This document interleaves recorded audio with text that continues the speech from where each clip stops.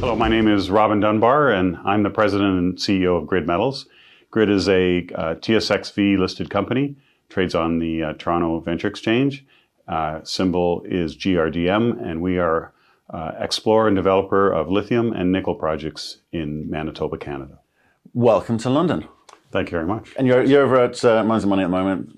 Yes, we are. Pounding the streets. That's right. Working the crowd. Who are you meeting? Who are you hoping to meet? Yeah, we're spreading the gospel of the story and talking to investors and also some other mining companies and suppliers. So just really the whole mining universe is here. So well, you've kind of got the holy trifecta, haven't you? You've kind of got the nickel, copper, lithium. It's got to be a much sought after conversation, I suspect. We've stumbled into the right metals, definitely. Yeah, so it's a very interesting time. It is. A lot of interest. Not least of all because you've just raised some money. We have. That's going to allow you to do what? Well, everything really. Primarily drilling right now. We have 2 drills going at our lithium property, trying to delineate a resource, and then we'll do some exploration holes. And we're also just bringing in our PEA, a new resource on our base metal project, and a PEA, so basically a scoping study. Right, okay. What I want to get out of this conversation actually is trying to understand the order of play, because like I say, you've got 3 quite good projects, but it's really about the strategy and what you're going to deliver into 2023, okay? Yeah. The lithium component is I kind of feel it's like the nearest term revenue opportunity for you, given the kind of conversations you've been having with Tanco in terms of processing further to the south. That's right. But you've got to go find it. It's not a case of dig it up and stick it on a truck. You've got to go find it, and we're trying to understand. I know you're doing the metallurgical work at the moment. So can you tell us how you're approaching that? Sure. So we have 2 basic pegmatite dikes that have lithium in them, LCT dikes, which are pretty high grade, come to surface. And we're in the process of drilling those 2 off to get a resource. So we'll have an initial resource that'll go from surface to, say, 300 meters on both of them, and doing some metallurgy.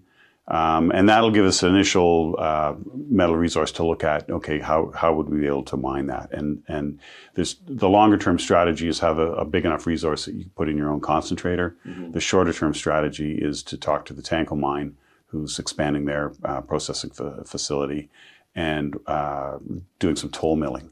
We think the toll milling option is going to be shorter, requires a smaller resource, and it'll be faster term to production. So that definitely sounds like the quick win. And I think that's the people are looking to you to deliver, or at least guide them as to when that could be delivered, because that's revenue. That's right. That's right. Yeah. Real revenue, which can be used to bring not just the lithium project, the larger lithium project online, but the copper and the nickel as well. So that's right. The timeline that we're looking at, so the process is, number one is an advanced exploration permit, which we will submit in January. We're hoping we'll get that back in about 6 months. So that'll enable us to do a bulk sample, send that into the Tanco for processing, see what the recoveries are. We know we're going to get good recoveries. It's just a question of quantifying that on a larger scale, bulk sample. And then from there, you apply for a mining permit. So the advanced exploration permit enables you to put in the infrastructure that you need to actually do the mining for toll milling. And so that timeline from the middle of next year, it could be 18 months. It could be much shorter than that. But we don't know. But it's kind of new territory. But it's going to be faster than permitting a mill. Yeah, for sure. So which is the ultimate game. But short term, we know what we're going for. So therefore, the terms are going to be quite important. Because typically, you go, he controls the mill, controls the district, so they dictate the terms. Or have you been able to? Yeah, I mean, we've worked out basic terms, which are basically we split the costs, we split the profits. Okay. Yeah. Equitably. Equitably, yeah. Wow. So there's going to, So what that means is, the capital cost of putting the mill is not going to factor into it, right? So that's a huge advantage for us. And there will be some capital cost for us setting up our operation, which would be relatively small. That we still have to discuss with them in terms of who's going to pay for that, right? And how we pay for that. Okay, so it's kind of interesting. But I guess what the audience looking in will be keen to understand is at what point will you understand the quantum? It's all quantum, because You could, I guess, Well, you make it as the quantum would be minimum 200,000 tons a year. right. Could be 500,000 tons. Right, and if we look at the cost, obviously trucking is a big part of it. The mining, not so much, but Well, the mining, it depends on how we mine it. Like we might mine it underground. We could do open pit where we haven't to see. But I mean, the value of the rock today is at the grade we're mining is $1,000 a ton. yeah, So it's like insanely high. And Yeah. so hence this race to get into production as quickly as possible. Call it a race, but it's a process. And, you know, it could be really lucrative. It's, you know, guys who are mining lithium around the world are making a ton of money. So, and the stocks are getting huge valuations. So the company I always point to is Core Lithium, who has a 7 million ton reserve at the same grade we do. And they have a $2 billion market cap because they're permitted and they're going into production. What are they doing right now? They're shipping ore to China and small term, short term, near term production. So, you know, that's a fantastic model, and people haven't really gotten, you know, they don't believe what we're doing and they don't see it coming into focus, but it is. it's one of our best investment returns, actually. Cool, in Fantastic Australia. company. Yeah. The Finniss project. I Finniss think. project, yeah. Yeah, amazing. So if you're looking at that and sort of, well, and saying, well, could we replicate that in some way, shape, or form? Absolutely. Market hasn't got that yet No. from you. So you're gonna, what's the point at which you can start telling that sort of story? Well, I think the first thing is to be able to show that we have some kind of resource, right? Yeah. Because it's not, you know, there's lots of lithium companies, oh, we got some nice results, and there's no resource. You know, you need a resource to establish a reserve. So that's what we're doing right now. We're doing fence drilling on the one dike right now, and we'll have a resource targeted for both of them sometime mid next year. Yeah. Okay. Yeah. Interesting. So, okay, lithium, you'll come back just and let us know when you started making some of these decisions, and we can look in and go, I've got a sense of the size and potential of this, or for we'll call it phase one project, and wherever you go, whether it be a kind of Core Lithium style, I'd be interested to see. Let's go. Where do you want to start? Copper or nickel? Well, we're really co-developing them. Okay. So, yeah, Okay. Yeah. So Okay. it's the copper. It's a copper, nickel, copper. It depends on which pit we mine first, right? So, Right. Yeah. Okay, but they're in different locations. So, Yeah, there's going to be a central mill and the two pits. Right now, there's 40 million tons in the resource. It'll go to one location. So typically, again, people looking at it and going, well, nickel projects of that type sulfide, copper, big balance sheets required. Yep. Again, so how do you move that forward? You know, do you need to bring partners in for that? Yeah, we will. I mean, the first step is our PEA, which will be out in the next 2 or 3 months. Yeah. That'll put some new economics on the project. And then that'll enable us to have a document to talk to the market about. And, the next step will be more drilling, try to expand the resource, but at the same time working on a pre-feasibility stage study. Right. So the pre-feas will probably take another year, 18 months, and if we incorporate new drilling. But we think that trying to permit the project, in the range of 1 million to 1.5 million tons per annum run rate is the right size, and it's a 250 to $300 million capex versus much higher, 700, 800 million. So it's a smaller, but it'll be slightly higher grade, produce nice metal concentrates. So the way we finance that is by bringing in an industry partner who is looking for metal that can go into the supply chain for the OEMs in North America. And that's where we're seeing interest. They want North American supply of metals, particularly nickel, that they'll get credits for under the Inflation Reduction Act. So if they build a car in North America, or batteries, whatever it is, they get the tax credit for the person ultimately buying the EV. So, if I'm GM, I want to make sure my nickel comes so I get that qualified for the tax credit. That's where we fit. And that's why our project is all of a sudden, the OEMs are saying, okay, well, where do we get our nickel that qualifies, right? And there's not many projects in North America that are, there's some projects that are, $1 billion or $2 billion. We're not that. We're a much smaller project. The things that we have going for us are, close to infrastructure, workforce, small scale, but meaningful production. So different profile. Yeah, essentially. Yeah, we've seen a few companies come on. Well, certainly on the nickel side, come on. Mitsubishi's, I think, had taken an 8% position. of is it Gigametals, I think. Yeah. For instance, and we're seeing sort of Korean battery manufacturers having conversations with North American nickel producers. So they're definitely moving upstream for sure. Yours is a smaller project. Do you think you'll kind of get those sorts of industry partners, or is it going to be sort of these intermediaries that sit between? It could be like a mining. It could be metals trader. Could be a mining company that supplies one of those companies. There's a wide range.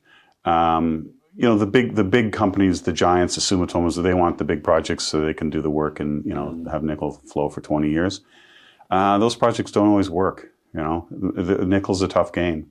But our project is interesting because it's nickel and copper, and there's platinum group metals, and there's cobalt with it. There's a lot going on. But it is not. There's projects where you'll see. I guess the difference is you'll see. Well, we have all these metals, and they all add up, but they don't always all add up. So the difference is, for example, we have a small cobalt credit. Well, when we did our metallurgy in Sudbury, at the guys who've been milling nickel ore for 50 years, they go, oh, cobalt, that's the way we like it. We like it in the nickel con, and we can process it. Right. So it's a small credit, but it's actually a real credit. Yeah. And saying, the copper con, we make a nice copper concentrate. It's a separate copper con from the market. So the metallurgy is really important.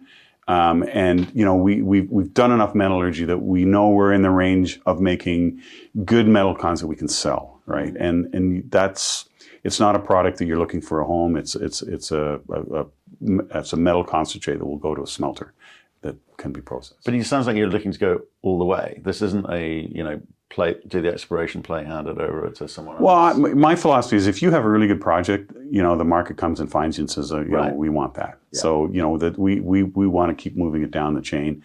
Through the study phase, add tons, make the project more robust, de-risk it.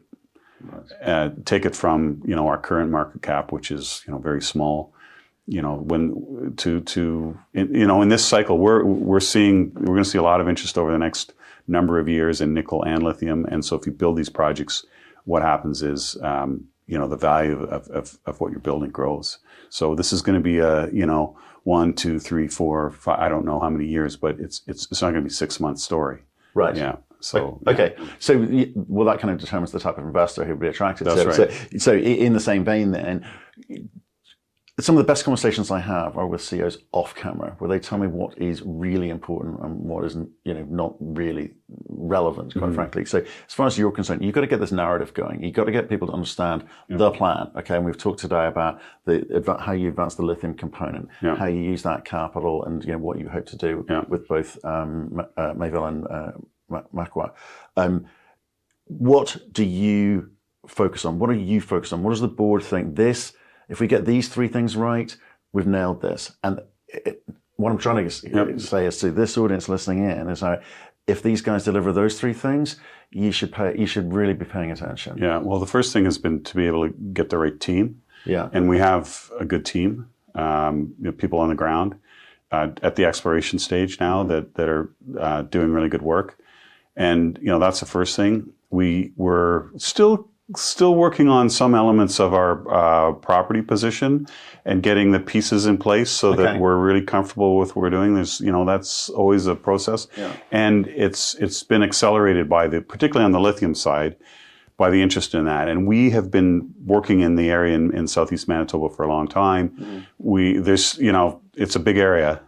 But there's still things that we're working on that will sweeten the pot, so to speak. But basically, on the lithium side, we want to grow the resource, high grade, make it a big, robust resource. That's key. And we have 2 drills as we speak. They're drilling away, and that takes time and money, and that's what we're doing. So that is kind of moving ahead. So I would like to see 10, 15, 20 million tons in a resource in Southeast Manitoba. Which is a fantastic location, which is going to become a hub in nickel, and we will be the dominant junior in lithium exploration and development in Southeast Manitoba, which will feed into the States. So you'll see in Canada, they have Quebec, Thunder Bay, Manitoba. Those will be the hubs, and we want to be the leader in Southeast Manitoba, and that's what we're building. On the base metal side, we've done the exploration, a lot of it, and now we're in the study phase. So that's a little more, we'll do more exploration, a little more cerebral. little more finance. How do we move this project along? It just happens. The reason we're doing two things is they're right on top of each other, literally right beside each other. And that's the way geology. So it actually presents some real opportunities in terms of, how we explore, our permitting, all these things. We go talk to the same people, use the same team. So it creates some, opportunities for us. So as to your point, we want people to see, okay, the lithium, they're building the resource. They're looking at short-term production. They're trying to get to scale. Base metals, they've got a good project. They're trying to move that along. They're advancing that project. So over the next, 1, 2, 3 years, both these are going to be very valuable, streams of, potential metal revenue.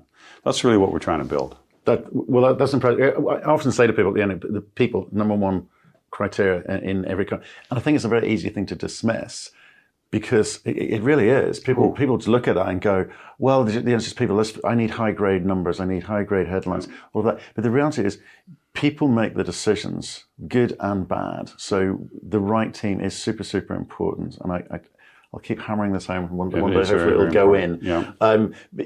Just give your background on this, because I think your background is quite interesting. That's why I think we originally approached you. And what you've learned in the past and what you are going to apply going forward here. Yeah, I've been in the business for 25 years now, and I've been working in junior companies and some senior companies. And, I've had experience, on a board of a producing nickel mine in Australia that went through the exploration through the development cycle and into production. And so I have a good idea of what it takes there. And, I've got a finance background, and I've been around, enough projects to know, I think, the right questions to ask. So I always compare it, the management to, it's like when you're sailing, you don't just set the course. You're always trimming the sails and looking for it's a constant process. And as you get more activity going on, there's more factors.